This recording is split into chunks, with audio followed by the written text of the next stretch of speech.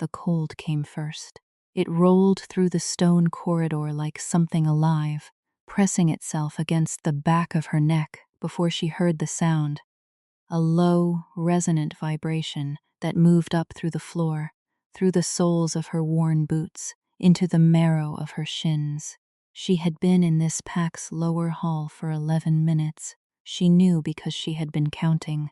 Counting was the thing she did when the world pressed too close, and her skin felt like it belonged to someone else, which had been most of her life and all of the last 3 years. Her name was Sarah. That fact felt less certain than it once had.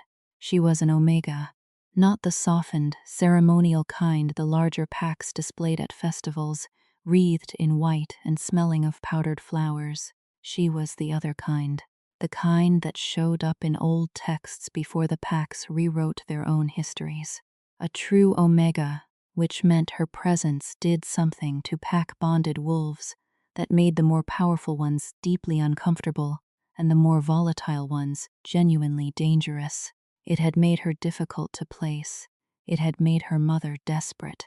It had made her pack, when she was 12 years old, decide that erasure was cleaner than accommodation. None of that was why she was here. She was here because, for the last 4 months, she had been dreaming of a face. She did not know the face. She had not known it when the dreams began in the wet black of a January. She spent alone in a rented room above a human bakery, waking each night to the smell of proving dough and the specific texture of that dream. Always the same. Stone walls like these, the sound she had just heard moving up through the floor, and a man standing at the center of it, his back to her, the line of his shoulders carrying a weight that had no human word attached to it. Every night the same. He never turned around, she never left. When she woke, the cold was still there, pressed between her shoulder blades like a hand. She had told herself it was nothing. She was good at that.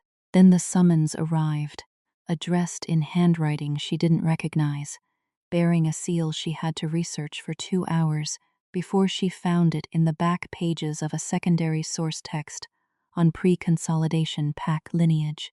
Varric, the oldest name in the northern bloodline, a name that had not appeared on any official pack correspondence in more than a century, because the alpha it belonged to had not, by any living account, spoken to anyone outside his own walls in 150 years. The summons said, "Come before the first snow." It said, "You are required." It did not say why. It did not say by whom. She had come anyway because the alternative was another night of that dream, and she was very tired of waking up cold. The vibration in the floor shifted pitch. Somewhere above her, behind a door she had not yet been invited to open, something that had been contained for a very long time moved inside its containment, and the cold deepened by several degrees, and Sarah, who did not cry, who had not cried in public since the night her packs sealed her out, and she had stood in the rain on the wrong side of a ward line and understood that no one was coming, pressed her back against the corridor wall, closed her eyes and felt, for the first time in 4 months, the dream cold settle around her like something she recognized, like something that recognized her back. She had not decided in those 11 minutes of counting what she was afraid of. She had considered the possibility that the summons was a trap, political leverage, a bargain for her particular and inconvenient magic, something one of the Interpack councils had arranged without telling anyone involved. She had considered the possibility that the alpha behind the door was not what the text described, that he was human-shaped and ordinary, and the dreaming had been the product of isolation and too many hours reading old histories in bad light. She had not seriously considered the alternative, the one where the dreaming was real, the one where the face in the dream turned around. She was considering it now. She pushed off the wall. She did not knock. She put her hand on the iron latch of the door, and it was cold all the way through, and she lifted it anyway and went in. That was 4 months ago. What had happened in the years before? It was a longer story. It was the story she carried in her body, in the slight leftward lean of her spine, in the way her eyes tracked exits before they tracked faces, in the calluses on both hands that had nothing to do with gentle work. It was the story she had never told in full to anyone, because no one had ever stayed long enough to hear it, and because some of it she had not yet found language for. It was the story of what it meant to be born the thing a pack most feared and most needed, and to spend the first 30 years of your life being told that those two facts canceled each other out. She had grown up in the Aldenmere pack, which was old and mid-sized and well regarded in the Northern Collective, the kind of pack that was photographed at inter-pack gatherings, looking unified and strong, and entirely unplagued by inconvenient bloodlines. Her mother had been a mid-rank wolf, steady and loyal, and Sarah understood now, in the way you could only understand a parent's fear once you had lived long enough to recognize fear without its mask, genuinely terrified of what her daughter was, not because she didn't love her. This was the part that had taken Sarah the longest to hold without flinching, because she did. Because loving a true Omega in a pack that had spent 3 generations building its identity around clean hierarchy and predictable magic was like loving something that would eventually require you to choose between it and everything else. Her mother had watched the choosing approach for 12 years and had done the only thing her fear allowed her to do. She had brought Sira to the pack's senior council and told them what her daughter was.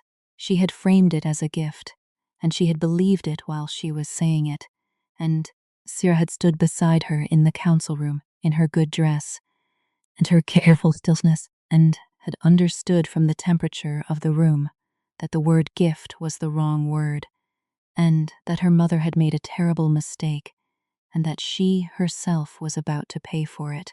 The council had moved with administrative efficiency. This was the part she rarely thought about directly. The pack's wards were keyed to bloodline recognition. Every Aldenmere wolf carried a signature in their magic, a particular resonance that the ward lines read as belonging. Within 2 days of the council meeting, the ward lines had been retuned. Not banished, precisely. That word carried weight and ritual that the council apparently preferred to avoid. Retuned, as though she were a frequency that had been causing interference, and all that was needed was a small technical adjustment. She had walked into the ward line on a Tuesday evening in autumn, heading back from the practice grounds, where she had been training alone, because training with a partner made the other wolves uneasy, in ways none of them could articulate. She had walked into the ward line and it had turned her back, not violently. It had simply refused, like a door that no longer recognized her key. She had stood there for some time. The light had changed. The rain had started. She had been 12 years old, and she had not cried, and she had turned around and walked back to the edge of the Aldenmere territory, and kept walking. She did not let herself think about her mother standing at a window somewhere. She did not let herself want anything that night, because wanting things when you were 12 and alone, and the rain was soaking through your good dress, was a specific kind of pain she understood. Even then would not serve her. She had been practical, even at 12. This was the gift she had given herself in the place of everything else. The following years did not make a clean story. There was a period of managed youth shelters, human adjacent, where she had passed without difficulty because her shifting was suppressible, and her magic ran quiet enough that most wolves wouldn't sense it unless they were already looking. There had been a woman named Gren who ran a way station for unaffiliated wolves in the mid-counties, who had taken Sarah in for 2 years without asking for much more than the daily work of the station and an accounting of her skills. Gren had been the first adult to look at her directly and say, "You are a true Omega, and what that means is that you are not lesser, it is that you are older. The magic you carry is older than the hierarchy that is afraid of it." Sarah had been 14. She had filed the words away and said very little in response because she did not yet know what to do with being told she was something powerful when all the evidence of her life was that she was something disposable. She had stayed with Gren until she was 17, when a pack politics shift in the mid-counties made the way station unsafe, and then she had moved on. That was the word she had used for the next 13 years. Moved. Not fled, not drifted.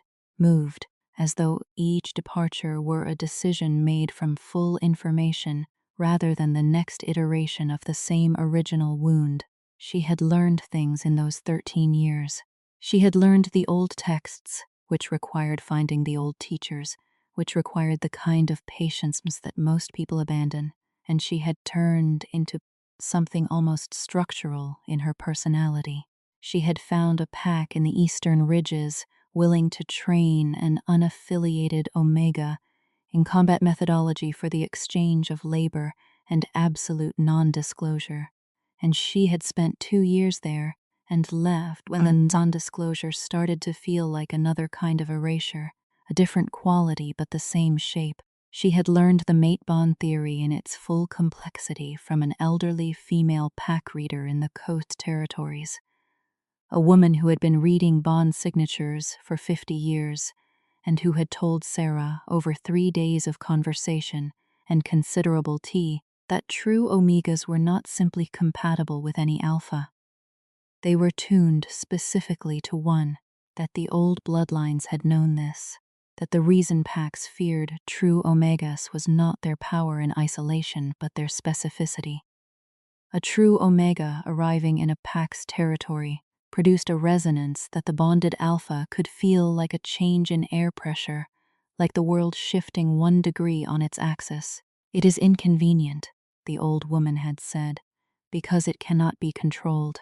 The alpha cannot choose to feel it or not feel it. The Omega cannot choose to produce it. It is older than choice. Sarah had asked what happened to Omegas who arrived in territories without their bonded alpha. The old woman had looked at her for a long time before answering. They pass through, the resonance fades, the pack stabilizes, no harm, and if the alpha is present, then nothing is stable, and the alpha is required to decide, do they accept the disruption, or do they try to suppress it? She paused. Suppression damages both parties. The old bloodlines knew that too. They simply chose to suppress it anyway, in most cases because the disruptions was inconvenient. Sarah had thought about that conversation many times in the years since.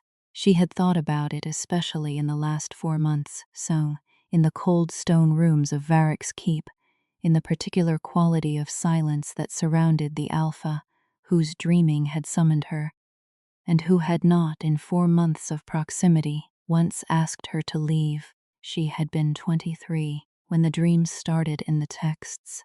Or rather, she had first read about the dreaming at 23, the phenomenon specific to true Omegas in proximity to their bonded alpha, described in a pre-consolidation pack text as a bridge of sleep consciousness, a resonance that traveled through the bond before any physical meeting. She had read about it in a footnote, treated as folklore, considered unprovable by the scholar whose text it was. She had not had the dreams yet. She would not have them for 7 more years. He had been 30 years old when she first woke from the dream of a face she could not see, in a rented room above a human bakery in January, smelling bread dough and hearing the low vibration of something immeasurably old, feeling cold that had no thermal explanation, and lying still in the dark for a long time afterward, understanding that the footnote had been wrong to call it folklore. The dreams had come every night for 4 months, then the summons had arrived. Then she had done the research and found the name Varick and spent 3 days deciding whether she was walking into her own undoing or the first thing in her life that had ever been specifically meant for her. She had gone, the door had opened, and she had walked into a room lit by torches, actual torches, iron brackets, flame, and stood on flagstone that was cold through her boots, and watched the figure at the far end of the room, standing with his back to her, the exact line of his shoulders carrying the exact weight she had seen in every version of the dream. She had not spoken, neither had he. The cold had deepened, and then, slowly, like a sound dropping below the threshold of hearing, it had eased. She had learned later what that easing meant. She had learned it from him, haltingly, over the weeks that followed, in the particular way he communicated. Rarely, carefully, with long silences, she had stopped trying to fill and started simply inhabiting. The beast inside him had not been calm in 150 years. Not since the bloodline curse had been laid on him by an interpack council that feared his power and had framed their fear as justice. The curse was this, that the primal aspect of his wolf, the deep-running force that all alpha bloodlines carried in some form, had been severed from its natural attenuation. Every alpha had a primal aspect. In balanced wolves, it was moderated by pack bonds, by the mate bond if present, by the grounding work of daily life and chosen connection. In cursed ones, it ran unattenuated. It ran like a river with no banks. For 150 years it had run that way, and the man who contained it had learned to hold very still, because movement disturbed the river, and a disturbed river in a stone keep was a catastrophe that had, in the early decades, resulted in structural damage and the deaths of wolves he had cared for. He had learned to hold still. He had dismissed his pack, which had not been a cruelty but a form of love, sending them away before the river could reach them. He had stayed alone in the keep for generations, outliving the wolves who had cursed him, outliving the councils that had sanctioned it, outliving the political structures that had made it expedient. He had been cursed at 40. He was not visibly older than 40 now. He would not be until the curse lifted, if it ever did. When Sarah walked through the door, the river had gone quiet. Not silent, not gone, but quiet, in the way that a river goes quiet when the grade levels and the banks appear on either side, when the water moves within a shape that contains it. He had told her this. It had taken him several weeks to find the words, and she had not hurried him, because she understood that a man who had been alone for 150 years had not had much use for language and would need time to retrieve it. She had been patient. She was always patient. It was the thing she had built out of necessity and had spent years converting into something she could be proud of. But patience was not the same as stillness, and in those weeks while she waited for him to find his words, she had been doing her own work. This was the part no one would have seen from the outside. What she did while she was being patient, she was learning the keep, not its rooms.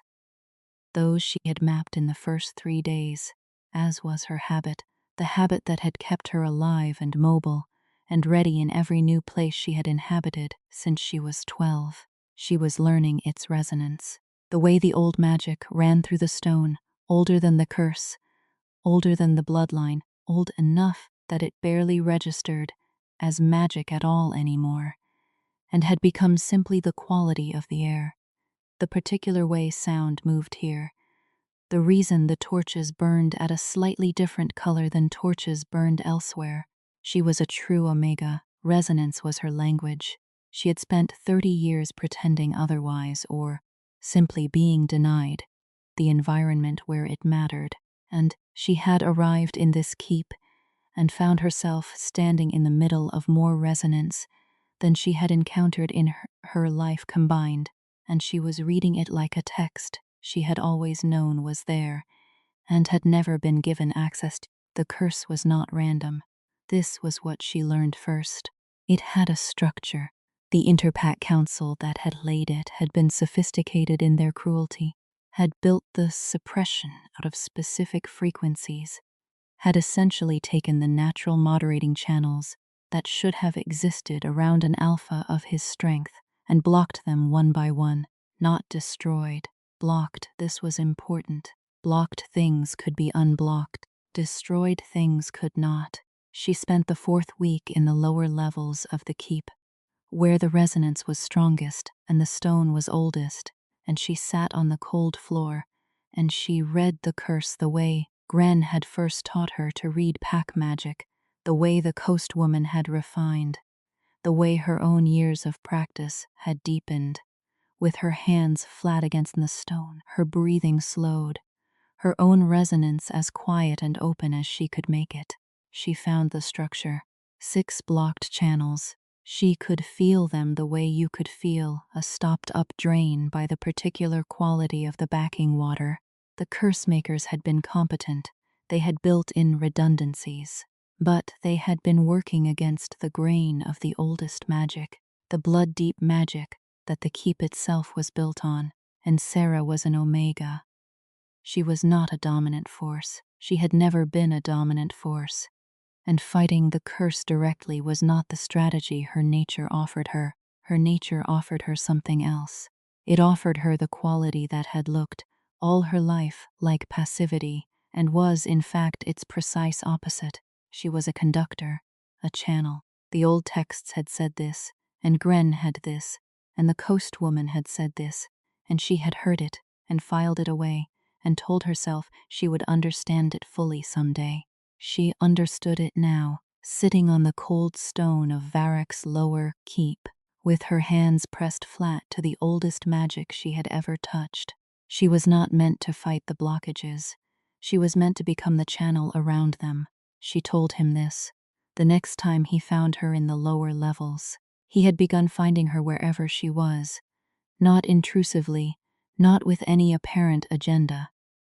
She would simply become aware of his presence in the room, his particular weight in the air, and look up and find him standing in a doorway or seated in the shadows with his back against a wall and his long hands quiet in his lap. She told him about the 6 blocked channels. She told him about the redundancies. She told him what she believed was possible, which was not a cure, exactly, but a repair, a restoration of the natural moderation that the curse had removed. He listened without moving. This was the thing about him, the absolute quality of his stillness. She had been the still one all her life, and she had never been in the presence of someone stiller, and it did something to her that she examined carefully and did not rush to name.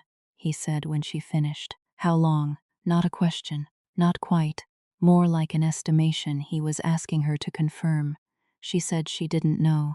She said it depended on cooperation, on trust, on whether he was willing to let her work in close proximity to the oldest level of his magic, which was the most personal thing she could imagine asking. He said, "You already have been." She had not expected that.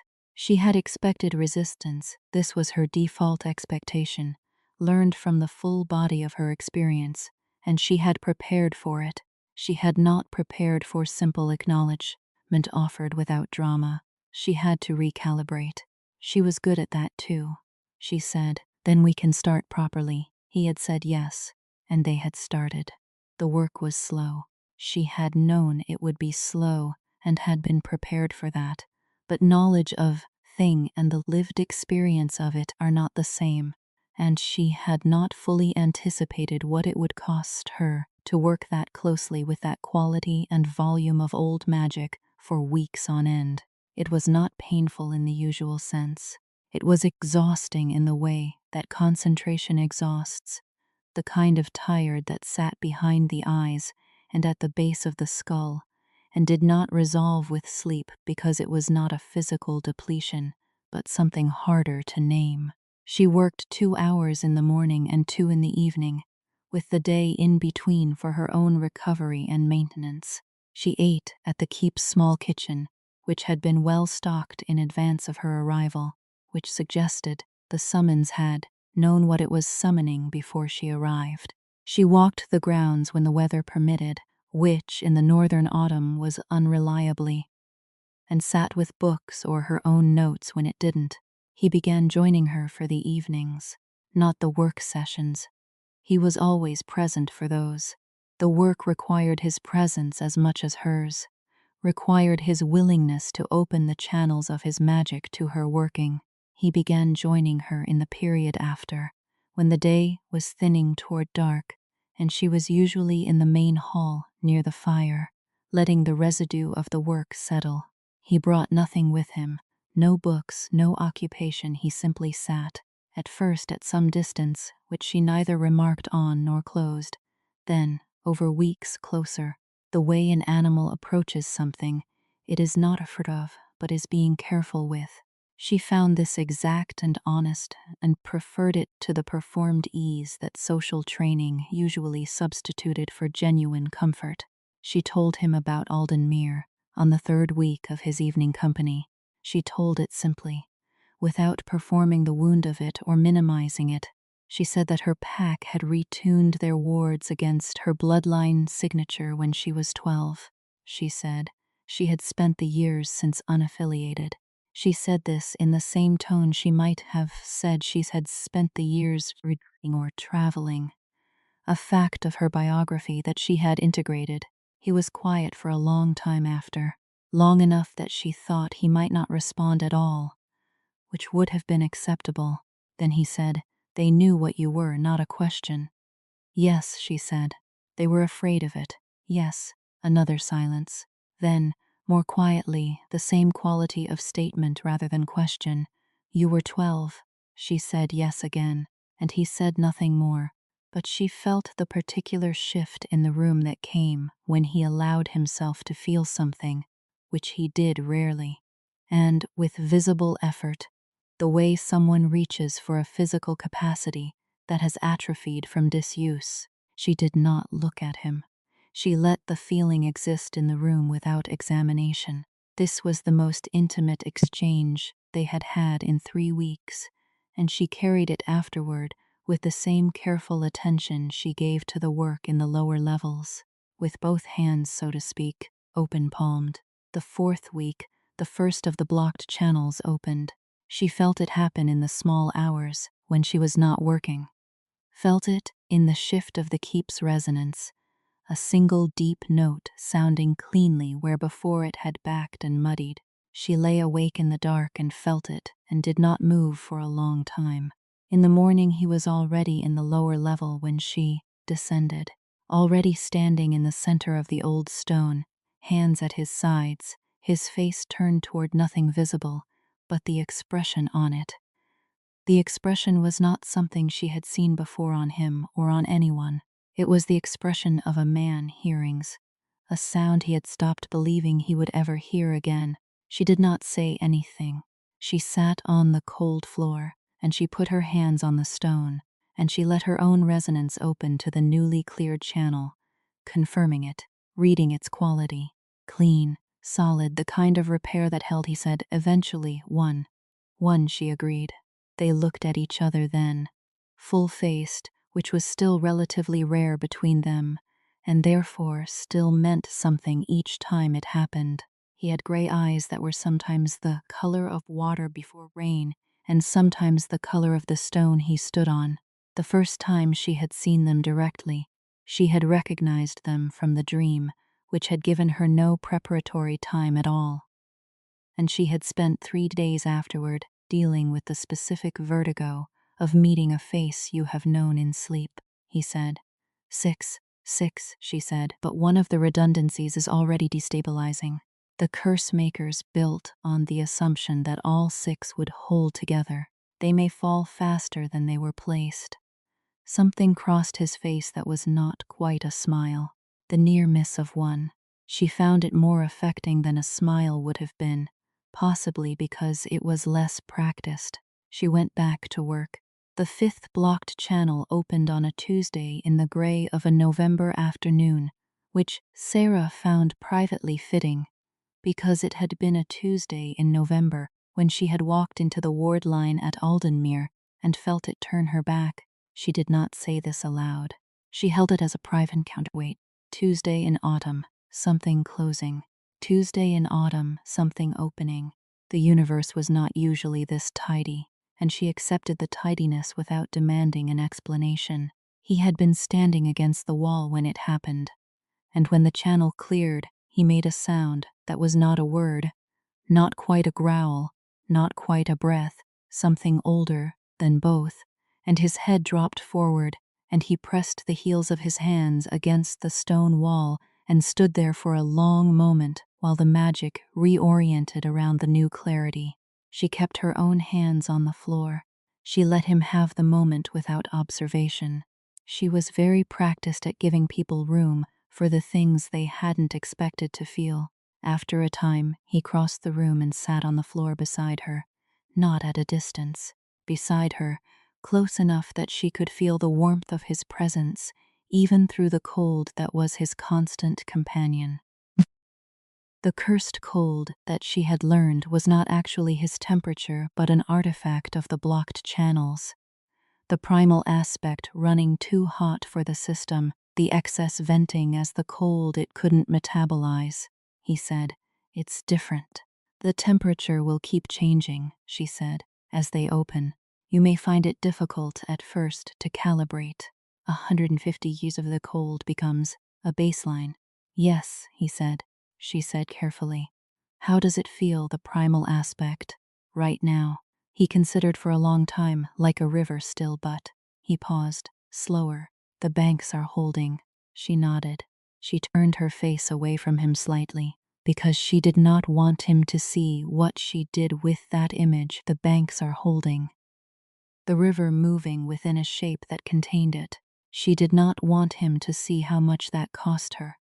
How much the girl, who had stood in the rain at 12 years old, needed to hear that something could be held and not destroy the thing that held it. She had nearly everything under control. She could not quite control what his words did to her lower ribs. This was the part she had not prepared for, the work she had prepared for, the cold, the patience, the slow uncovering of blocked channels in ancient magic. She had not prepared for the person inside the curse. She had constructed, on the journey here, a reasonable understanding of what the alpha of an old bloodline under a century and a half curse was likely to be. Damaged, certainly. Brittle in whatever way long isolation produced brittleness. So simple to work with. Possibly withdrawn, that made communication nearly impossible. She had come prepared for a project, not for a person, and this had been a comfortable expectation to carry, because projects were something she knew how to manage. The person was not a project. He was. She had been finding words for this, gradually, incrementally, the way you find words for something that doesn't have a ready category. He was the most interior person she had ever met, not closed interior. There was a difference she had come to understand through proximity. Closed people built walls to keep things out. Interior people built depth to keep things safe. He was not withholding from her. He was moving slowly through his own interior, carrying things up from depth and offering them with the care you give to fragile material. He had not asked her to stay. This was the other thing she was aware of. He had not asked her to stay, and she had not offered to stay. And the question was present between them, like the third occupant of every room, which was fine, which she was handling. She was aware of what she was to him. The reading of it was not subtle. She could feel the bond resonance with her own magic, the way she had felt the blocked channels, and it was specific and old and absolutely unlike anything she had encountered in all her reading about mate bonds in the abstract. Reading about the ocean and standing in it were not the same experience. She was his bonded mate, the true Omega tuned specifically to one alpha, as the Coast woman had said. She had known this possibility from the text research, had known it more certainly since walking through the door, had been integrating it the way she integrated everything difficult, slowly, practically, with both the recognition that it was real and the insistence that its reality did not obligate her to any particular response. Being bonded was not the same as choosing. This was the part the old texts occasionally elided, and she was careful not to. She had been chosen for this, by blood and by magic, and by the specific terrible efficiency of the universe, since before she was born. She understood that. She also understood that she was 30 years old, and had been effectively stateless since she was 12, and had spent the intervening years building herself into something that did not need to be chosen to be whole. Both of these things were true. She was practiced at holding two true things that pushed against each other. The third blocked channel opened, and then the fourth in rapid succession over 2 days in the 6th week. As the redundancy she had identified destabilized the way she had predicted, taking the adjacent structure with it. She had not expected 2 in 2 days, and neither had he, and the combined effect on his system was significant. Not harmful, but significant. She spent those 2 days close to him, not working but simply present, her own resonance offered as a steadying field, which was the most basic omega function, and also, she discovered, a more intimate thing than she had theorized. She had read about the steadying field. She had understood it as a magical mechanism. She had not understood that doing it felt like this. Like extending a part of herself she hadn't known she could extend. Like opening a window in a room that had been sealed for a long time. Like the specific relief of being useful in the exact way you were made to be useful, rather than in the approximate ways you had spent decades substituting. He said nothing during those 2 days. He was managing the integration. 2 cleared channels in 48 hours was a significant system recalibration, and he was doing the interior work of it, which required all his capacity. She sat near him and let her resonance do its work and did not ask him to talk, or to acknowledge her, or to do anything at all. On the morning of the 3rd day he looked at her and said, "You've been here 7 weeks." She said yes. He said, "Where would you go?" She understood this was not a retention strategy. He was asking genuinely, because he did not know the answer, because no one had needed to know the answer for her in any of her years of moving. She said she had a standing arrangement with a way station in the mid-counties. Not the one from childhood, that was long gone, but one she had built connection to in the last several years. She said she had no permanent home. She said this without the diminishment she might once have added to it. He said, "I would like you to stay." 4 words, all the shape she had been not asking for. She said, "Tell me why." He looked at her with those gray water eyes and was quiet for a long time, and she watched him doing the work of it, reaching into the depth and bringing the thing up carefully. He said, "Because the dreaming chose you, because the river is quieter, because," and here he stopped and tried again, "because you told me about the ward line, about being 12, and you told me without wanting anything from me for it, without it being an exchange. I have not had that. I did not know it was a thing I was missing." She held this for a long time. The fire in the town hall where they were sitting crackled and said nothing useful. She said, "I would need the keep to be mine as much as yours. No hierarchy between us. I understand what I am to you, and I need you to understand that what I am to you is not a position I can be placed in. It has to be a position I hold." He said, "Yes, not immediately, not carelessly, slowly, with the full weight of understanding." He said yes, and she believed him. She said, "There are 2 channels left." 2, he said, "and then we'll see what you are, with the river running clean." "Will you be afraid of it?" he said. She considered the question with the honesty it deserved. She said, "I have never been afraid of the thing others found inconvenient about me. I imagine I won't be afraid of the thing others find inconvenient about you." The near miss of a smile again, closer this time. The 5th channel opened 3 days later, and the cold in the keep began, for the first time in 150 years, to genuinely lift. She noticed it first in the corridors.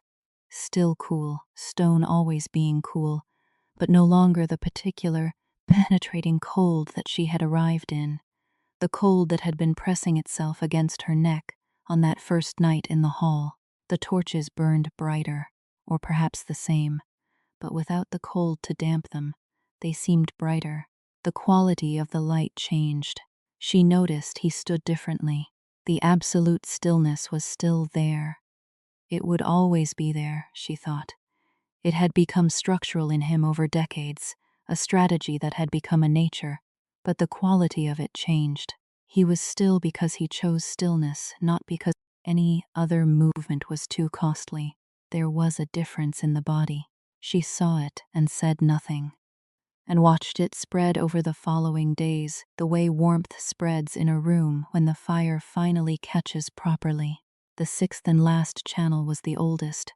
She had known from the first week's reading that this was the one the curse makers had placed deepest, the one that had been intended as the foundation of the others, the primary suppression, the one all the redundancies protected. It was laid in the oldest magic, deep in the keep stone. Opening it was not going to be a matter of her usual methodology. She told him this in the 7th week. She said the 6th channel required the bond. She said this plainly, because there was no way to say it that was not plain. The 6th channel was the bond channel, the specific line of resonance between a mated pair that, in its natural state, was the primary attenuating force for an alpha of his power. The curse makers had blocked this one first, she believed, and everything else had been constructed to maintain that primary block, open the others, and the system destabilized, as they had seen, as she had predicted. But the 6th one would not open by her working alone, or by his will alone. It required them to work it together, which meant it required them to acknowledge the bond between them directly, which was a different thing from the indirect acknowledgement they had been living in for 7 weeks. He listened to all of this. He said, "I know," she said. "You knew about the 6th channel. I knew about the bond channel," he said. "I have known for 150 years that the bond channel was the primary block. I did not know what would be on the other side of it until you arrived." She sat with this. He had known. He had sent the summons knowing. He had waited with this knowledge for 150 years, and when she had arrived, he had not led with it, had not asked her to perform the bond, had not used the urgency of his situation to leverage her into something she hadn't chosen. She said, "You could have told me this when I walked in the door." He said, "You were a stranger. It was not yours to carry until you chose whether to carry it." She thought about the 12-year-old in the rain. She thought about all the versions of being required to carry things she hadn't chosen, all the ways her nature had been used as currency by people who were afraid of it. She thought about what it would have meant if this had been another version of that, if she had walked through the door and been immediately handed the terms of her usefulness, the conditions of her value. She looked at him across the small fire in the old stone room, and she understood that the 150 years had not only been his to survive. The 150 years had also been, in whatever way time moves through the deep magic, a waiting, a specific waiting, a waiting shaped exactly like her, which had required exactly the person she had spent 30 years becoming, and which would have been unmeetable by any earlier version of herself. This was the thing she had not had language for. She had it now, she said. "I'm ready." He crossed the room without haste and knelt beside her on the stone floor, and she turned to face him, and they both put their hands on the oldest stone, and she let her resonance open fully for the first time in her life. Not just the working channel she deployed in the professional mode of the last 7 weeks, but all of it, everything, the full frequency of what she was, which she had suppressed most of her life out of habit and self-protection and the reasonable fear of what happened to things that showed themselves holy in a world that found wholeness inconvenient. She felt the bond like a key turning, not metaphorically. Physically, a sensation in her sternum, then along her shoulders, then down the backs of her hands. A warmth that was nothing like the cursed cold, a warmth that was ancient and specific, and had always been there, waiting. She felt the 6th channel. She felt him feel it too. She did not look at him. She kept her eyes on the middle distance and her hands on the stone, and she focused, the way she focused in the lower levels during the working sessions, the careful, directed attention that was the most powerful thing she owned. She opened herself to the bond channel fully, and she let her resonance move through it toward his, and she felt his meet hers, and the sixth block gave, not with drama. This was the thing about deep magic. The deepest workings were the quietest. The sixth channel opened with a sound she felt more than heard, a single deep note, the lowest note the stone had, and then the river that had run uncontained and unmoderated for 150 years met its banks, and the banks held, and the current settled, and there was silence, real silence, the silence of a thing that has been in motion for a century and a half. Finally, at rest, she became aware that she was crying. This surprised her. She had not expected to cry, and she did not fully understand why she was. She was not sad. She was not frightened. She was something else, something that did not have a clean name, something in the vicinity of enormous relief. Not for herself, but for the 150 years he had held that river alone, and for the 12-year-old in the rain who had not known that the thing her pack turned away was the specific thing that would, 3 decades later, matter to someone more than anything. His hand moved and covered hers on the stone. She let it. She did not perform the moment. She did not make it larger or smaller. She let it be exactly the size it was, which was very large, which she was large enough to hold.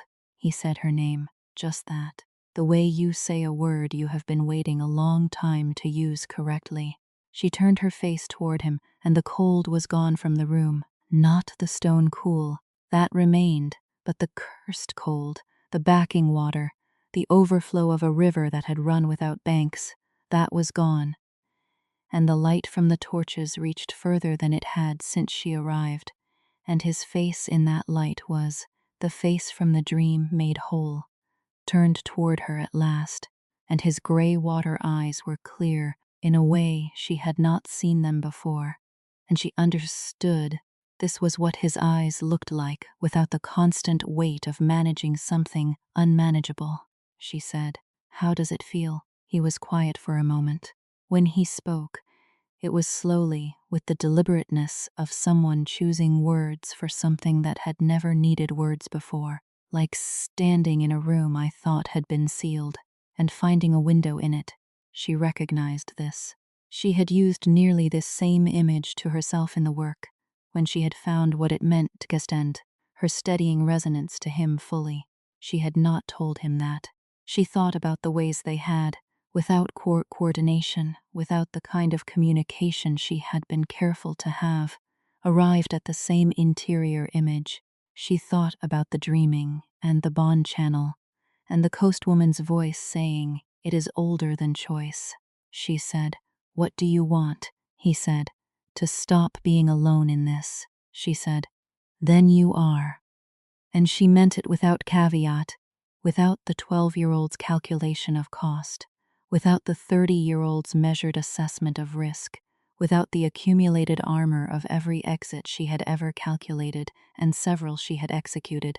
She meant it from the full depth of what she was, which was very deep, which was deeper than she had known both this keep and this stone and this man and his specific river.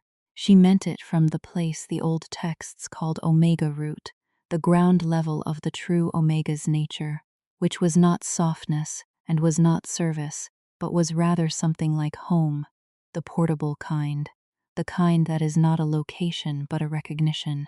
She was in that moment entirely herself, all of her at once for the first time, not the version of herself that was careful or strategic or quietly armored, not the version that moved on before being asked to leave, the version that had always been there underneath, that Gren had seen a corner of, and the coast woman had diagnosed correctly but abstractly, and that she herself had been tending alone for 30 years, waiting for a use that was worthy of it. The use was this room, this man, this river running clean. She was not given this. She had not been rescued into it or delivered to it by anyone's grace. She had been told at 12 that she was not belonging. She had spent 18 years becoming someone whose belonging could not be taken from her. And then she had walked through the right door and put her hands on the right stone and done the specific work that only she could do. And the result was not a return to something lost, but a creation of something new. That was what feminine reclamation looked like, she thought, in the private part of her mind that narrated things. Not recovery. Building, he was watching her face. She let him. She was not performing the moment, but she was not hiding from it either. She said, "There will need to be pack eventually. You can't hold a territory this old with 2 people and old stone." He said, "I know," she said. "I have contacts. Unaffiliated wolves who have been looking for something grounded. It will take time," he said. "I have had time. I would rather spend it on this than on the other thing." "Yes," she said. She looked at their hands still overlapping on the stone. "We should probably get up off this floor." The near miss of a smile became the real thing. She saw it for the first time, the actual version, unhurried, reaching the gray water eyes, and stored it in the same careful way she stored everything important, with both hands, open palmed, so nothing was crushed in the holding. She got up. He got up. She did not take her hand away immediately, and neither did he, and they stood on the oldest floor of the keep, in the warmth of torchlight that now reached the corners, and the river ran inside its banks, without effort, without crisis, without the accumulated cost of 150 years of containment. She had been practical all her life, practical enough to walk toward a dream, when a dream was the most reliable information she had, practical enough to work 2 hours in the morning and 2 in the evening for 7 weeks, patient enough to get the work time to be what it was, strong enough to offer herself fully when the moment required fullness, practical enough, finally, to stand in a room where the cold had lifted and feel the warmth as her own, earned, not borrowed, not contingent, not subject to the particular retuning of anyone's wards. The keep was quiet around them. The stone was old and certain. The bond ran between them like a channel cleared of every obstruction, every old blockage, every constructed impediment, ran clean and full and without effort, as it had always been meant to run, as it would run now through whatever came next, through the pack that would grow back into these walls, through the winters that would still be cold in the natural and honest way of northern stone, through the negotiations and the work and the daily ordinary necessary labor of a life built rather than assigned. She had dreamed this face for 4 months, and then she had walked toward it, and the river had gone quiet, and the banks had held. They held still.